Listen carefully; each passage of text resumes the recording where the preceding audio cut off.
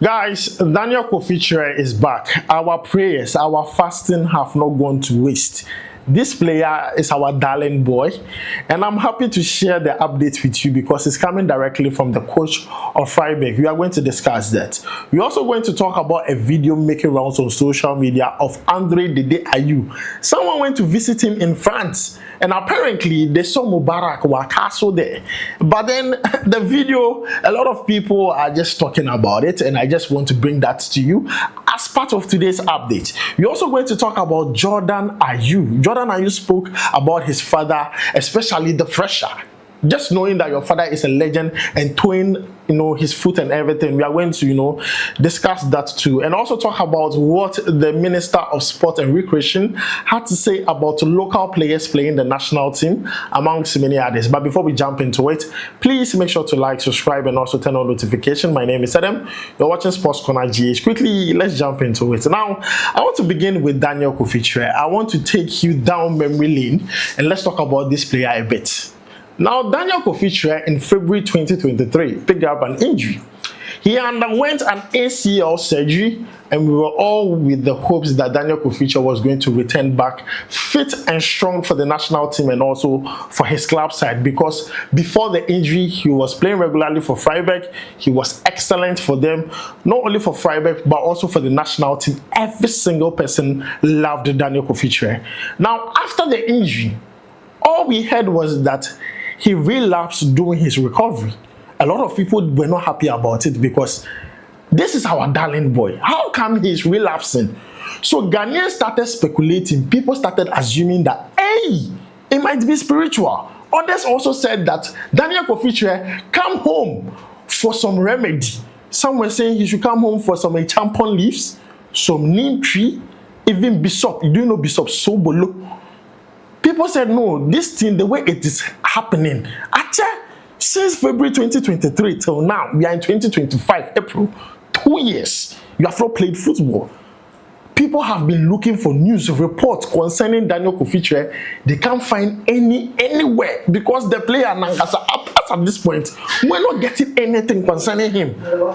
Until the coach of Freiburg had something to say about the player, and this is what he said. I want to read it out very quickly. And he said this in a pre-match press conference ahead of their game they are going to play over the weekend. Now, this is what he said. He says that Daniel-Kofi Kyereh has been suffering for a very long time. 2 years is a really long time.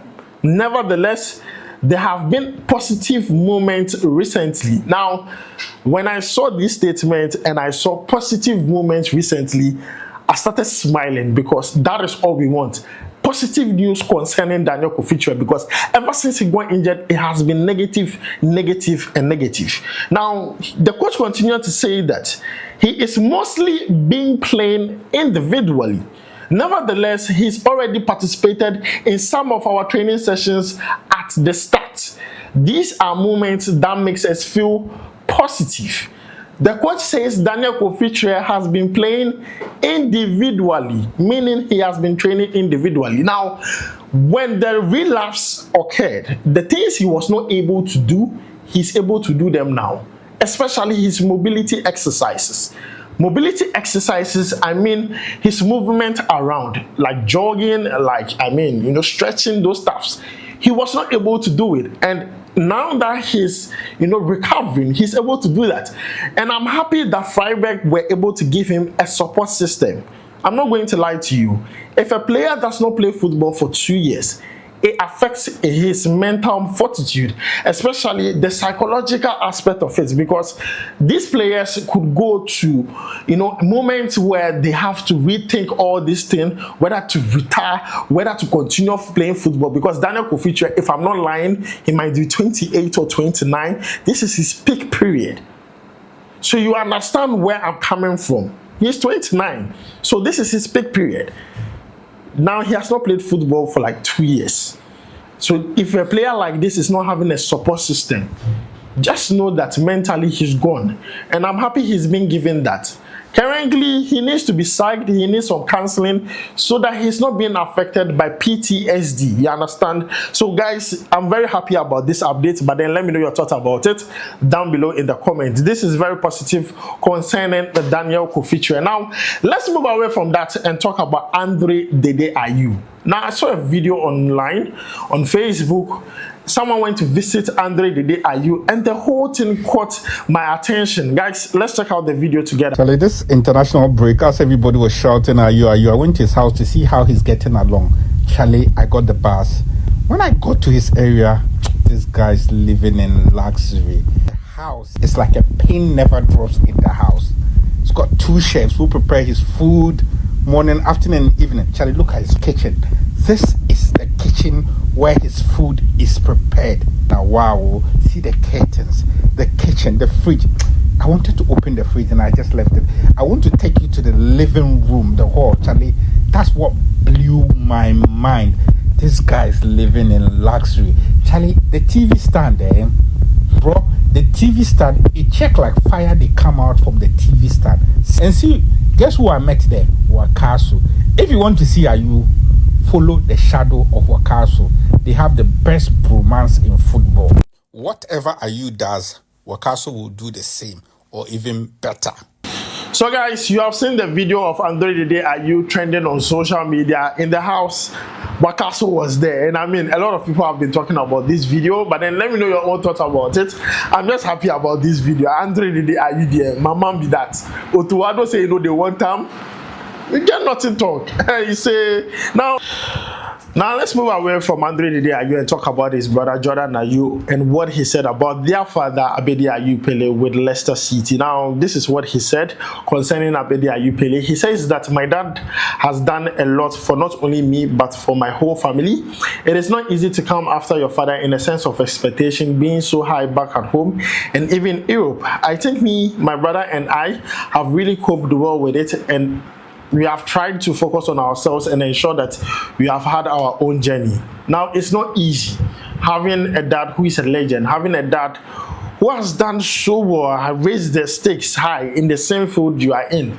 The expectation would be on you to also toe in the same lane. So they are, you know, with that pressure, but then they have handled it well. They are on their own journey. They have played their father's club, Marseille. They did well there.